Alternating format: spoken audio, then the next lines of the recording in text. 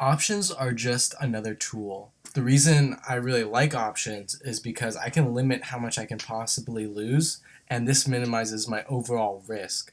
So while I minimize this risk, I can actually improve my reward.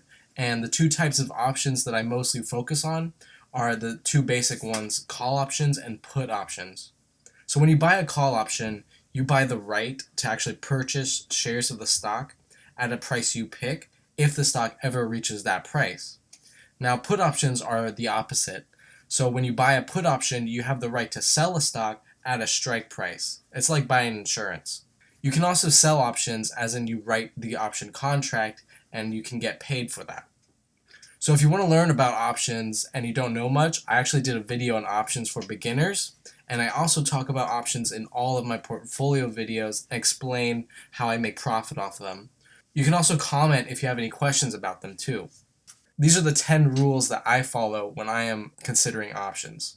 1. I will only purchase call options if the premium is less than or equal to 2% of my overall portfolio.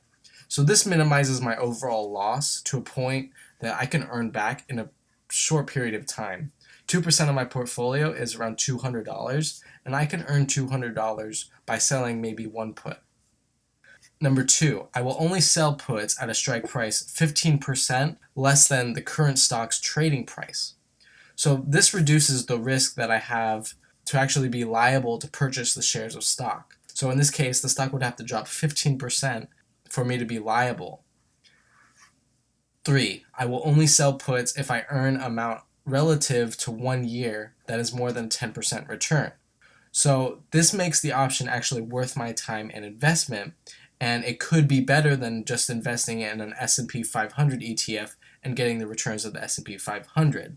So I measure the call option and how many months it will take to expire and how much I earn in that amount of months.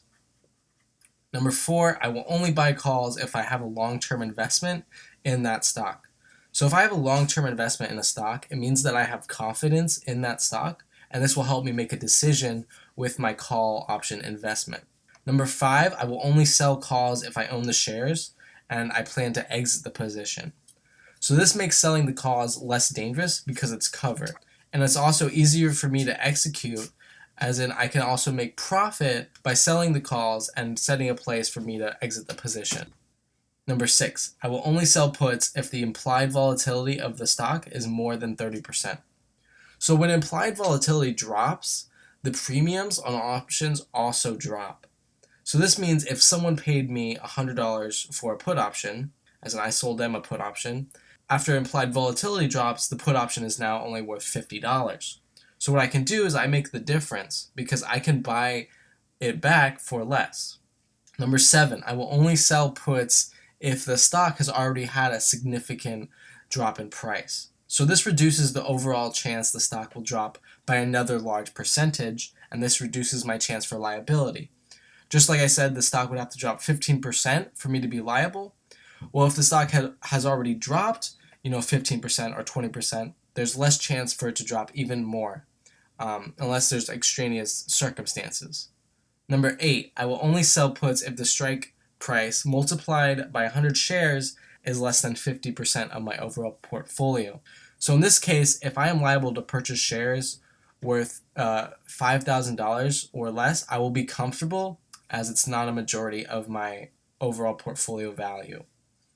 Number 9, I will only buy calls on a stock if I sell puts on the stock to mitigate the overall loss of buying the call. So I sell puts, and when I do this, I earn a premium. So I get paid, and then I can take that premium and buy a call. So this way I have total lower limited losses if I never get that call option premium back. Number 10, and this is the final one, it's also one of the most important ones when I'm looking at options. I will only consider options if I don't want to be responsible for the stock's price or market price fluctuations. So sometimes I really don't want equity, and because positions in equity can be damaged by the market and volatility in the market, so can options, but like I said, all the options I write and all options I buy, I'm comfortable with their risk and also their loss potentials. These are my 10 rules. I have found immense success with options, and I found it through these rules. So the most important rule, other than the number 10, is selling puts at a strike price that is at least lower than 15% of the current trading price. And this is because it reduces my overall risk. Thank you for every single subscriber. I'm in the process of moving. This is why you're seeing videos every other day. In around 2 weeks, we'll see more daily uploads, and I'll have videos uploaded at least 5 a week. So make sure to look out for that. Also, Sunday's video is going to be on Google. It's going to be a long video, so I'm looking forward to it.